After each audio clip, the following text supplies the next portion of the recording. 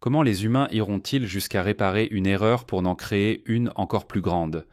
D'une bataille contre des serpents venimeux à une peste incontrôlable qui a spiralisé, cette histoire prouve que lorsque les individus essaient en fait de contrôler la nature, les choses ne se passent pas toujours comme prévu. Aujourd'hui, nous allons discuter de 14 invasions animales qui ont échappé à tout contrôle. Numéro 14, la mission des mangoustes qui a mal tourné. Imaginez une île envahie par des serpents venimeux et la solution? Introduire une armée de mangoustes mangeuses de serpents. Ça semble être un plan solide, non? Eh bien, avancé de quelques décennies, et les choses ne se sont pas exactement déroulées comme prévu. En 1979, le Japon a introduit de petites mangoustes indiennes à Amami-Oshima, une magnifique île subtropicale et maintenant site du patrimoine mondial de l'UNESCO. L'idée était simple, ces petits prédateurs féroces s'occuperaient du habu local, un dangereux serpent à sonnette. Mais il y avait un petit problème. Les mangoustes sont actives pendant la journée, tandis que le habu chasse la nuit. Ils étaient pratiquement sur des quarts différents, ne se croisant jamais. Alors, que firent d'un fois les mangoustes, elytra à la place? Elles tournèrent leur attention vers les lapins d'Amami, une espèce incroyablement rare qui ressemble à quelque chose tout droit sorti de la préhistoire. La population de lapins a chuté et ce n'était pas seulement eux, d'autres espèces natives comme le rat à poils longs des ryukyu ont également souffert. Au moment où le gouvernement japonais réalisa l'erreur, la population de mangoustes avait explosé à 10 000. Au début des années 2000, les responsables décidèrent d'agir. Un effort massif d'éradication débuta, avec des milliers de pièges installés à travers l'île et même des chiens spécialement entraînés pour détecter les mangoustes qui rejoignirent le combat. Après près de 25 ans d'efforts incessants, le Japon déclara finalement Amami-Oshima exempte de mangoustes. Toute cette saga est un conte d'avertissement sur l'introduction d'espèces non natives dans un écosystème. Ce qui avait commencé comme un simple plan de lutte contre les nuisibles s'est transformé en une bataille de plusieurs décennies qui a failli anéantir certaines des plus uniques faunes du Japon. La victoire du Japon sur l'invasion des mangoustes mérite d'être célébrée, mais elle s'accompagne d'une leçon importante. Parfois, la nature ne joue pas selon nos règles. Numéro 13, le problème des rats à Hawaï. Les rats et les souris posent problème aux humains depuis des siècles, et Hawaï ne fait pas exception. Ces rongeurs destructeurs et vecteurs de maladies prospèrent sur les îles, endommageant les cultures, les propriétés et même la santé publique. Le pire, ils se reproduisent rapidement, rendant leur élimination presque impossible. Hawaï lutte depuis longtemps contre des maladies liées aux rongeurs comme la peste, le typhus, la leptospirose et la salmonellose. Bien que le dernier cas humain de peste ait été signalé en 1949, le programme de contrôle des vecteurs du département de la santé surveille toujours les populations de rats pour prévenir de futures épidémies. Mais la santé n'est pas le seul problème. Les rats sont dévastateurs pour l'agriculture. Pour chaque 2 $ de nourriture qu'ils mangent, ils causent de 20 $ de dommages, obligeant Hawaï à dépenser plus de 600 000 $ par an pour tenter de les contrôler. Il existe 4 principales espèces de rats à Hawaï. Les rats des toits, les rats norvégiens, les rats polynésiens et les souris domestiques. Les rats des toits prospèrent dans les forêts et les terres agricoles, tandis que les rats norvégiens, autrefois les plus communs, ont été repoussés des zones urbaines. Les rats polynésiens préfèrent les terres agricoles et les souris domestiques, bien que petites, peuvent rapidement envahir une zone. Hawaï a tenté diverses méthodes de contrôle, mais toutes ne se sont pas déroulées comme prévu. À la fin des années 1800, l'État a introduit des mangoustes pour chasser les rats dans les plantations de sucre. Grosse erreur, les mangoustes sont actives pendant la journée tandis que les rats sortent la nuit. Au lieu de chasser les rats, les mangoustes ont décimé les oiseaux et leurs œufs natifs, endommageant l'écosystème. Puis, dans les années 1950, Hawaï a introduit des hiboux des granges. Contrairement aux mangoustes, les hiboux sont nocturnes et chassent effectivement les rats, mais ils s'attaquent également aux oiseaux en danger, créant un autre désastre écologique. Apprenant de ses échecs, Hawaï n'introduit plus de prédateurs pour contrôler les rongeurs. Au lieu de cela, l'État se concentre sur le piégeage, les poisons et la gestion des habitats. Les responsables suivent l'activité des rongeurs, nettoient pour les sources de nourriture et installent des pièges pour réduire les effectifs. Dans les zones avec des infestations sévères, des rodenticides sont utilisés, bien qu'ils présentent des risques pour les animaux de compagnie et la faune. Comme les rats se reproduisent rapidement, des enquêtes de suivi tous les 2 mois garantissent que les infestations ne reviennent pas. L'approche d'Hawaï ne consiste pas seulement à tuer des rats, mais à prévenir de futures épidémies et à protéger les îles d'un autre désastre écologique. Numéro 12. L'invasion des carpes asiatiques. Pensez à un poisson si envahissant et implacable qu'il envahit les écosystèmes, surpasse les espèces natives et se propulse hors de l'eau, parfois en heurtant des plaisanciers. C'est exactement ce qui se passe dans le fleuve Mississippi, les Grands Lacs et au-delà, grâce aux carpes asiatiques, l'une des pires espèces envahissantes de l'histoire des États-Unis. Originaires d'Asie de l'Est, ces poissons ont été introduits dans les années 1970 pour contrôler les algues dans les fermes piscicoles. Mais lorsque les inondations les ont laissés s'échapper, ils ont rapidement envahi les rivières, causant des ravages environnementaux et économiques. Maintenant, des millions d'entre elles menacent des industries de plusieurs milliards de dollars, comme la pêche commerciale et le tourisme. Il existe 4 types principaux de carpes asiatiques, et chacune est un cauchemar. La carpe noire mange des moules et des escargots natifs, dont certains sont déjà en danger. La carpe herbivore anéantit les plantes aquatiques, perturbant la chaîne alimentaire. La carpe à grosse tête et la carpe argentée dévorent le plancton, affamant les poissons natifs. Et la carpe argentée, en particulier, est célèbre pour sa capacité à sauter hors de l'eau lorsqu'elle essaie de déranger, provoquant des accidents de navigation dangereux. Pour riposter, les responsables font preuve de créativité. L'EPA et le département des ressources naturelles de l'Illinois ont lancé une campagne pour rebrander les carpes asiatiques comme aliments, les renommant Kopi ou Silverfan pour les rendre plus attrayantes. L'idée ? Si les gens les mangent, leur nombre diminuera. Des restaurants et des marchés de poissons à travers les États-Unis vendent désormais des carpes comme une option de fruits de mer durables et riches en protéines. Mais les manger ne résoudra pas le problème. Le gouvernement a également construit des barrières pour empêcher les carpes d'entrer dans les grands lacs, où elles pourraient détruire une industrie de la pêche de 7 milliards de dollars. Le verrou et le barrage de Brandon Road dans l'Illinois utilisent l'électricité, des ondes sonores et des bulles pour bloquer leur propagation. Les scientifiques expérimentent également la dissuasion sonore, utilisant des bruits de moteurs de bateaux forts pour effrayer les carpes sans affecter les poissons natifs. Un autre allié surprenant, le poisson alligator, un énorme poisson ancien réintroduit parce qu'il se nourrit des jeunes carpes asiatiques avant qu'elles ne deviennent trop grandes. Malgré ces efforts, les carpes asiatiques continuent de se répandre. Elles ont déjà été trouvées près des Grands Lacs, prouvant que l'invasion est loin d'être terminée.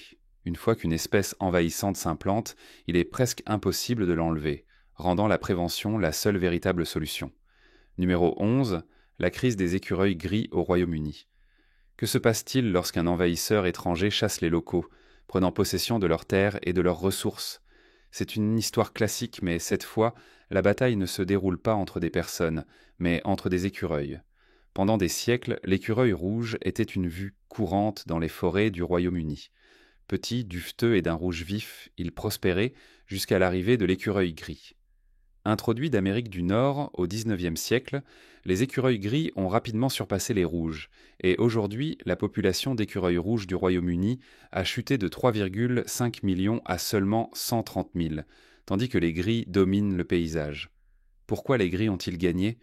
Ils sont plus grands, plus forts et plus adaptables. Mais leur plus grand avantage ? Le pox des écureuils, un virus qu'ils portent sans danger mais mortel pour les rouges. En conséquence, les écureuils rouges sont en train de disparaître à un rythme alarmant. Une petite île a décidé de riposter. Anglesey a lancé une mission de 18 ans pour éradiquer les écureuils gris et ramener les rouges. Contre toute attente, ils ont réussi, déclarant Anglesey comme la première zone exempte de gris au Royaume-Uni en 2013. Le plan a commencé avec la conservationniste Esme Kirby, qui a refusé de laisser disparaître les rouges sans se battre. Au fil des ans, des centaines de bénévoles ont utilisé des techniques de piégeage vivant pour capturer et euthanasier humainement les écureuils gris. Pas de poison, pas de piège cruel. Les résultats, les nombres d'écureuils rouges ont explosé, passant de seulement 40 en 1998 à plus de 700 aujourd'hui, la plus grande et la plus génétiquement diverse population au pays de Galles. Mais tout le monde n'est pas d'accord avec l'élimination. Le groupe d'activistes Professeur Acorn soutient que tous les écureuils méritent protection, rassemblant 140 000 signatures pour arrêter le programme. Ils affirment que les rouges étaient déjà en déclin en raison de la perte d'habitat et de pénurie alimentaire, et que les gris sont injustement blâmés. Pour les conservationnistes, les preuves parlent d'elles-mêmes. Les rouges d'Anglesey prospèrent et les cas de pox des écureuils ont chuté de manière spectaculaire. Maintenant, avec un nouveau financement, le projet s'étend à Gwynedd, où les rouges n'ont pas été vus depuis 70 ans. Le succès d'Anglesey prouve que les espèces envahissantes peuvent être contrôlées, mais cela soulève également une question. Si nous pouvons éliminer les écureuils gris, quelle sera la prochaine étape ? Cela pourrait-il conduire à des programmes d'élimination plus larges à travers le Royaume-Uni ? Numéro 10. La prise de contrôle des étourneaux. Parfois, de bonnes intentions mènent à des conséquences désastreuses. Exemple, les États-Unis abritent désormais 200 millions d'étourneaux européens. Tout cela à cause de la mission d'un homme au XIXe siècle qui voulait introduire tous les oiseaux mentionnés dans les œuvres de Shakespeare. Dans les années 1890, un groupe d'amateurs d'oiseaux a libéré 100 étourneaux dans Central Park à New York, espérant introduire chaque oiseau mentionné dans les pièces anciennes de Shakespeare. Le premier groupe a eu du mal, mais ceux qui ont survécu, ils se sont multipliés à un rythme incontrôlable, se répandant de l'Alaska au Mexique et surpassant les oiseaux indigènes en chemin. À première vue, les étourneaux peuvent sembler inoffensifs. Leurs plumes scintillantes et leurs motifs de vol synchronisés, les murmurations, sont fascinants. Mais ne vous laissez pas tromper, ces oiseaux sont impitoyables. Ils prennent le contrôle des habitats, chassent les espèces natives et détruisent les cultures. Contrairement à d'autres oiseaux ayant des régimes alimentaires spécialisés, les étourneaux mangent de tout. Grains, fruits, insectes, aliments pour animaux, causant plus de 800 millions de dollars de pertes agricoles chaque année. Pire encore, leurs excréments propagent des mauvaises herbes envahissantes, ce qui en fait un cauchemar permanent pour les agriculteurs. Et ce n'est même pas leur trait le plus dangereux. Les étourneaux représentent un grave danger pour l'aviation. En 1960, un avion de Eastern Airlines s'est écrasé à Boston après avoir traversé un groupe dense d'étourneaux, tuant 62 personnes. Depuis lors, des centaines de collisions avec des oiseaux ont causé des millions de dollars de dommages, prouvant que ces oiseaux ne sont pas seulement une menace écologique, mais aussi un problème de sécurité publique. Alors, comment les États-Unis réagissent-ils ? Le gouvernement a dépensé des décennies à essayer de contrôler les populations d'étourneaux, mais ils sont incroyablement adaptables. Rien qu'en 2008, 1,7 million d'étourneaux ont été empoisonnés, abattus ou piégés, faisant d'eux l'espèce nuisible la plus ciblée d'Amérique. Le gouvernement utilise un starlicide, un produit chimique conçu pour tuer les étourneaux tout en épargnant les animaux de compagnie et la faune. Étant donné que les étourneaux ne sont pas protégés par la loi sur la protection des oiseaux migrateurs, n'importe qui peut enlever leurs nids, détruire leurs œufs ou même les tuer sans permis. Les agriculteurs ont également été encouragés à modifier l'alimentation du bétail pour la rendre moins attrayante. Pourtant, malgré ces efforts, les étourneaux continuent pourtant de prospérer. Ce qui a commencé comme une simple tentative d'introduire un oiseau shakespearien en Amérique s'est transformé en l'une des batailles les plus coûteuses et continues contre une espèce envahissante. Numéro 9. L'invasion de la motte cactus. La nature a une façon de renverser la situation. Une espèce autrefois considérée comme un sauveur peut ensuite se transformer en force destructrice. C'est exactement ce qui est arrivé à la motte cactus, un petit insecte qui a aidé à sauver l'Australie mais menace maintenant les écosystèmes à travers les Amériques. Introduite à l'origine en Australie en 1925, la motte cactus était une arme biologique contre les cactus de figues de Barbarie envahissants, détruisant des millions d'acres qui avaient envahi le pays. Le succès a été si impressionnant qu'elle a ensuite été introduite en Afrique du Sud et dans les Caraïbes.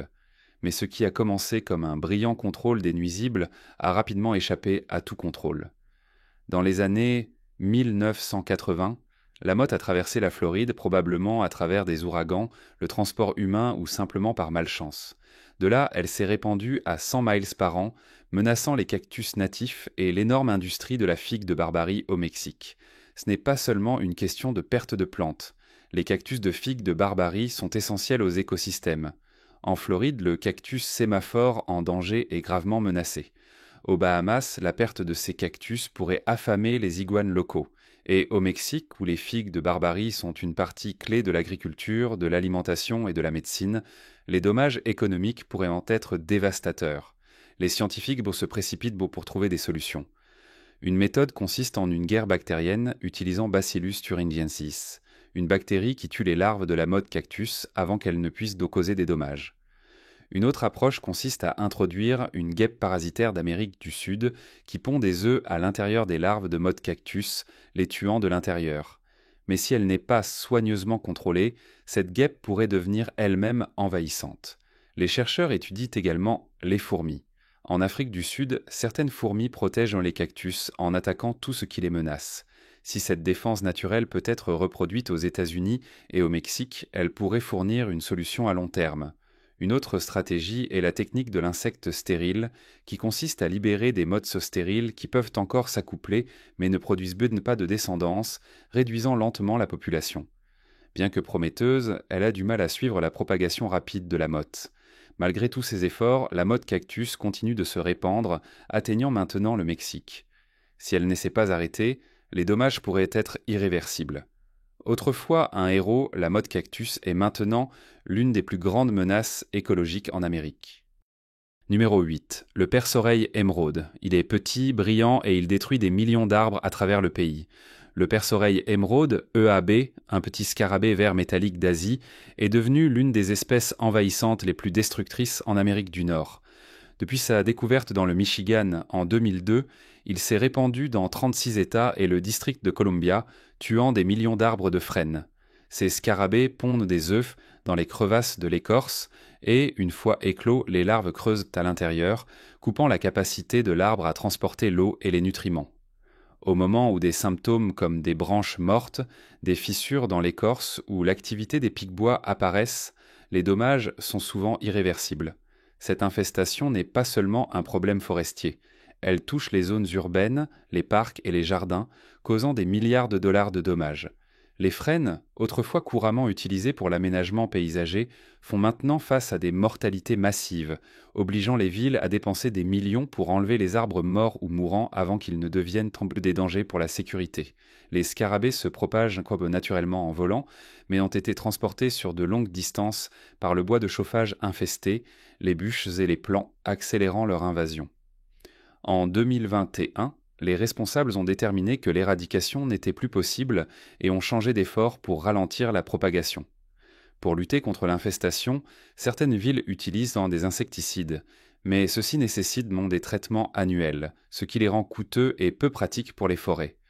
Une stratégie plus prometteuse est le contrôle biologique, consistant à introduire des prédateurs naturels d'Asie pour aider à réduire les populations d'EAB.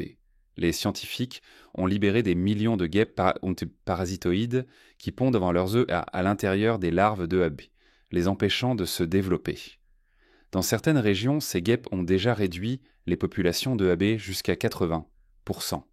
Bien que cette méthode offre de l'espoir, elle prend du temps pour établir des effets durables et la propagation rapide du scarabée reste un défi.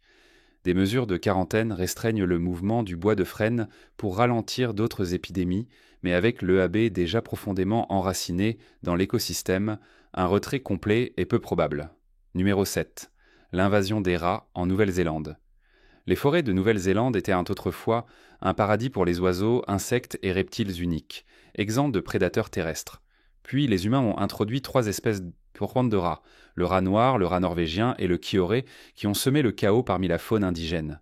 Aujourd'hui, les conservationnistes sont en course contre la montre pour arrêter ces envahisseurs avant qu'ils ne détruisent d'autres espèces. Les rats noirs, les plus répandus, sont d'excellents grimpeurs, atteignant les nids d'oiseaux perchés haut dans les arbres. Il dévora les œufs, les poussins et les insectes, rivalisant avec les espèces natives pour la nourriture. Les rats norvégiens, plus gros et plus agressifs, chassent les oiseaux nichant au sol et les oiseaux de mer, tandis que les kiorés, les plus petits, représentent toujours une menace malgré leur importance culturelle pour certaines iwi maoris. L'impact a été dévastateur. Des oiseaux comme le kakapo, le kiwi et le moa ont subi des déclins drastiques, et les weta et les escargots d'un terrestre natif disparaissent. Sans défense naturelle contre les mammifères, de nombreuses espèces en danger pourraient être perdues à jamais. Pour riposter, la Nouvelle-Zélande a lancé l'initiative Predator Free 2050 visant à éliminer les rats, les opossums et les beach martens. Les îles offshore, abritant des espèces rares, ont déjà connu du succès. Les rats ont été éradiqués grâce à des pièges, des stations d'appât et des largages aériens de poison. Ces îles agissent désormais comme des refuges sûrs pour les populations en récupération. Sur le continent, 6 îles gérées pour les prédateurs ont été établies. La Nouvelle-Zélande développe également des pièges à réinitialisation automatique et un contrôle génétique des nuisibles pour rendre l'éradication plus efficace. La lutte n'est pas terminée. La réinfestation est toujours un risque, et le contrôle des populations de rats nécessite un effort constant. Mais si la Nouvelle-Zélande réussit, elle restaurera un écosystème qui prospérait autrefois sans prédateurs envahissants, établissant un exemple mondial de réussite en matière de conservation. Numéro 6. Les batailles des États-Unis contre les tueurs d'arbres. Qu'est-ce qui transforme un simple problème de nuisible en une catastrophe environnementale ? Les humains introduisent dans des solutions qui finissent par créer des problèmes encore plus grands. C'est exactement ce qui se passe avec un scarabée envahissant qui a commencé petit mais menace maintenant de remodeler des forêts entières. Comment cela est-il arrivé ?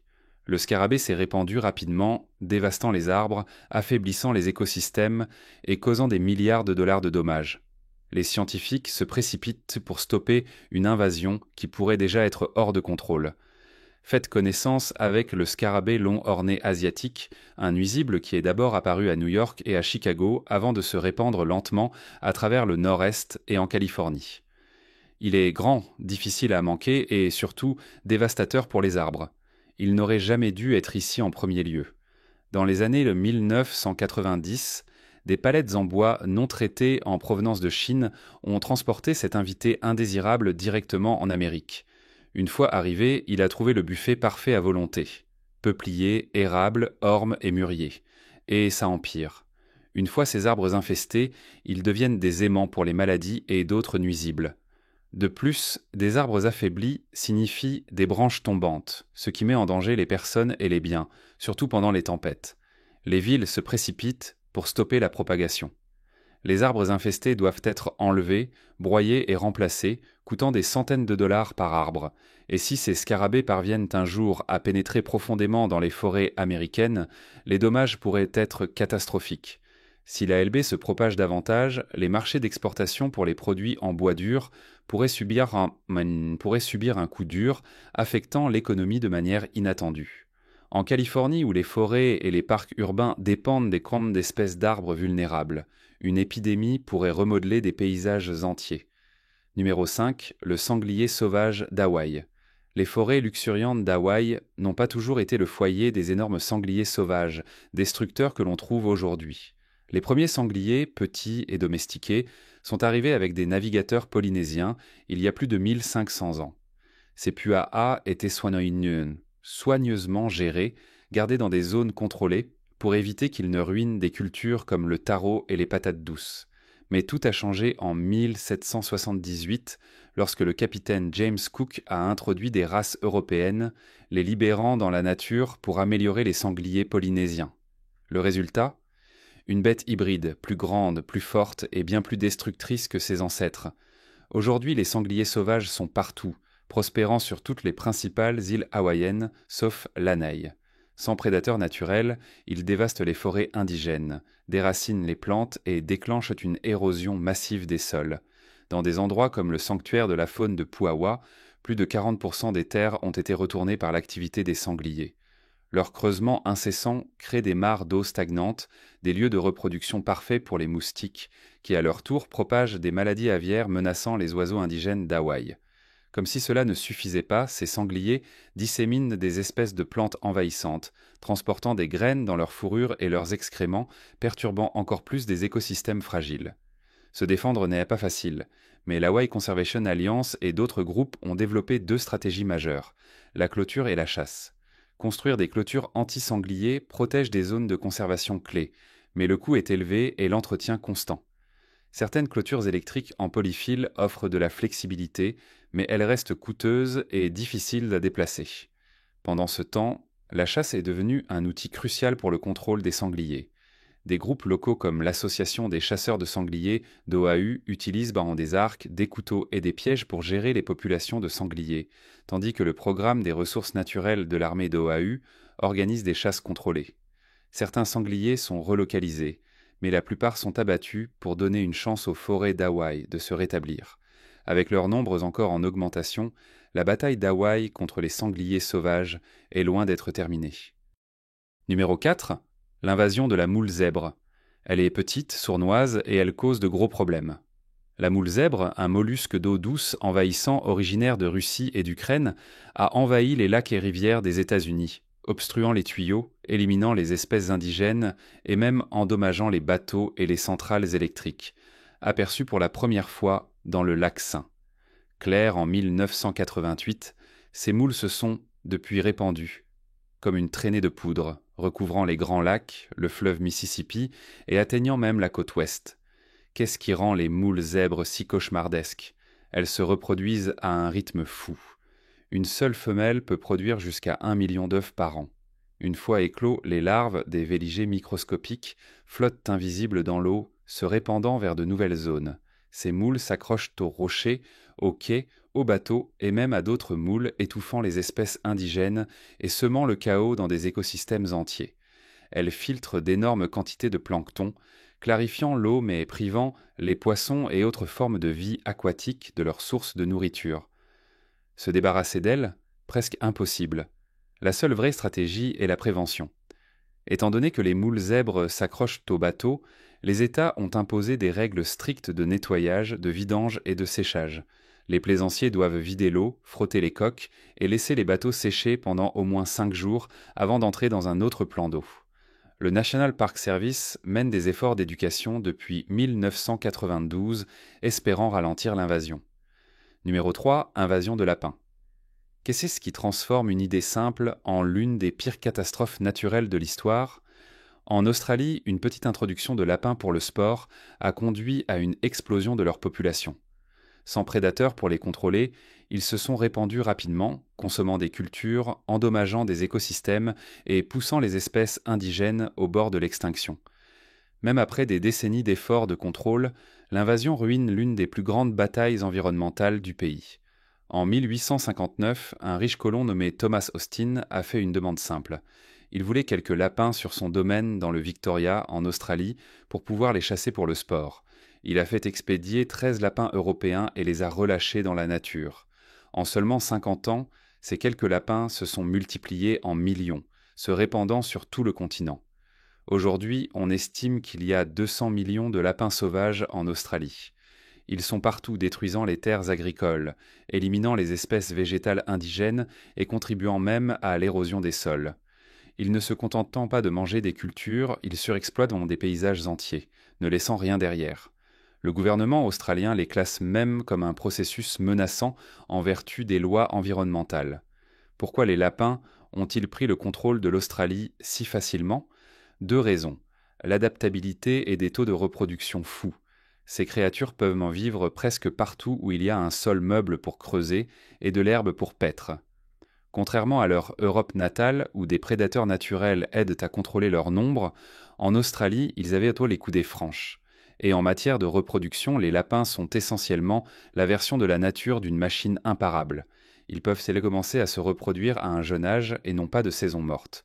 Une seule femelle peut donner naissance à jusqu'à 5 portées par an, avec plusieurs bébés dans chaque portée. Les efforts pour contrôler la population de lapins, y compris les clôtures, la chasse et même la guerre biologique, ont eu un succès mitigé. L'invasion de lapins en Australie reste l'une des prises animales, à la croissance la plus rapide jamais enregistrée, prouvant une fois de plus que lorsque les humains introduisent une espèce là où elle n'appartient pas, la nature a toujours le dernier mot. Numéro 2. Les fourmis de feu envahissent l'Amérique. Qu'est-ce qui fait d'un petit insecte l'un des envahisseurs les plus destructeurs de l'histoire? La fourmi de feu rouge importée est arrivée aux États-Unis sans être remarquée, mais une fois qu'elle s'est répandue, l'arrêter est devenu presque impossible. Ces fourmis agressives ont rapidement envahi les terres agricoles, éliminé les espèces indigènes et posé de graves menaces tant pour les personnes que pour les animaux. Comment ont-elles pris le contrôle si rapidement? Sans prédateurs naturels et avec une capacité à survivre à des conditions difficiles, les fourmis de feu se sont multipliées à un rythme alarmant, construisant d'énormes colonies souterraines. Leurs piqûres douloureuses, la destruction des cultures et même leur capacité à provoquer des pannes de courant en ont fait un problème national, que les scientifiques peinent encore à contenir. Ces petites bêtes ne sont pas votre nuisance de jardin ordinaire. Elles sont agressives, se répandent rapidement et sont presque impossibles à éliminer. Originaires d'Amérique du Sud, elles ont atterri aux États-Unis dans les années 1930.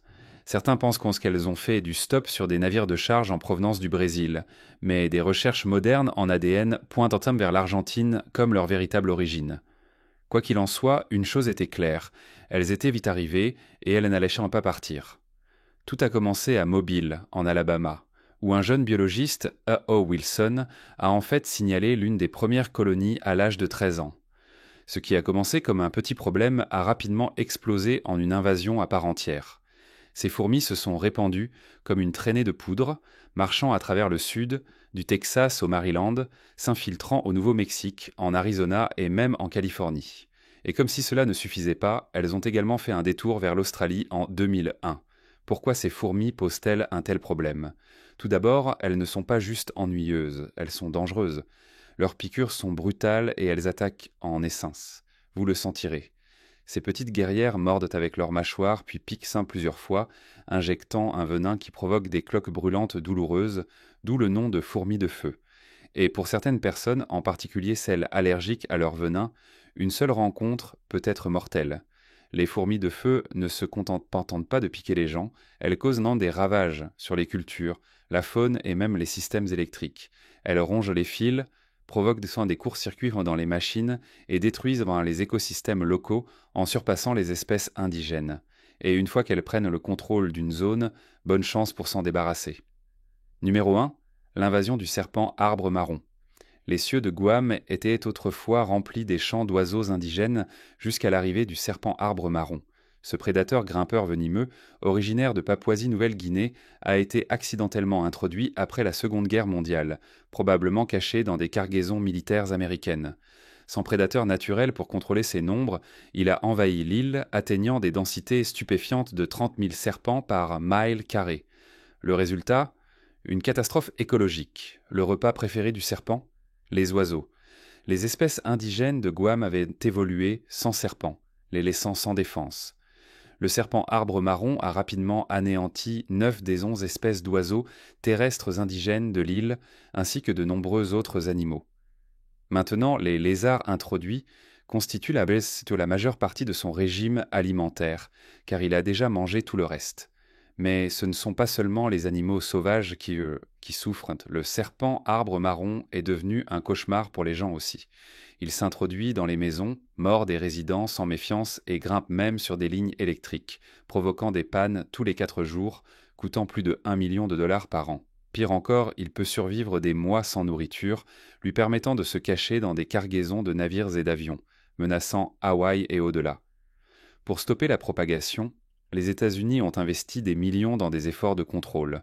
Les tactiques incluent la fumigation des cargaisons, le déploiement de pièges et d'appâts toxiques, et l'utilisation de chiens spécialement entraînés pour détecter les serpents clandestins. Les scientifiques ont également testé l'idée d'introduire de nouveaux prédateurs, mais cela s'est avéré risqué. Les chats sauvages s'attaquent à certains serpents, mais sont devenus un problème envahissant à part entière. Certains ont même proposé d'introduire des cobras royaux, mais l'idée de remplacer un serpent dangereux par un autre était trop risquée. Des recherches sont également en cours sur des guêpes parasites qui ciblent les œufs de serpents arbres marron, bien qu'aucun programme à grande échelle n'ait encore été lancé. Au lieu d'introduire de nouveaux prédateurs, les scientifiques se concentrent sur des méthodes de confinement et d'éradication. La stratégie la plus réussie jusqu'à présent ? Lâcher des souris mortes imbibées d'acétaminophène, Tylenol, dans des zones infestées de serpents, inoffensives pour la faune mais mortelles pour les serpents arbres marrons. Et voilà, un autre cas d'humains essayant de contrôler la nature et obtenant bien plus que ce qu'ils avaient maintenant prévu. Partagez vos pensées ci-dessous et n'oubliez pas de liker et de vous abonner.